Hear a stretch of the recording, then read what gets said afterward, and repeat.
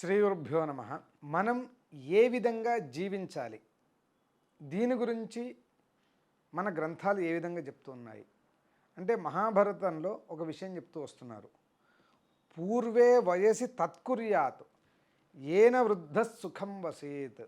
అంటే మనం యవ్వనంలో ఉన్నప్పుడు ఆ పని చేయాలి. ఎటువంటి పని అంటే, మనం వృద్ధాప్యంలో సుఖంగా ఏ విధంగా బతకగలుగుతాం, దానికి తగినటువంటి వ్యవస్థలన్నీ కూడా మనం యవ్వనంలో చేసుకోవాలి. అదేవిధంగా యావజ్జీవేన తత్కుర్యాత్, జీవితాంతం ఒక పని చేయాలి. ఎటువంటిది అంటే, మనం మరణించిన తర్వాత కూడా స్వర్గాది సుఖాలు అనుభవించేటువంటిది, మనకు ముందు జన్మలు ఉత్తమమైనటువంటి గతులు రావాలి అంటే పుణ్యకార్యాలు చేస్తూ రావాలి. అంటే జీవితాంతం కూడా మీరు పుణ్యకర్మలు చేస్తూ నెక్స్ట్ జీవితం అనేది సుఖంగా ఉండేటట్లు చేసుకోవాలి.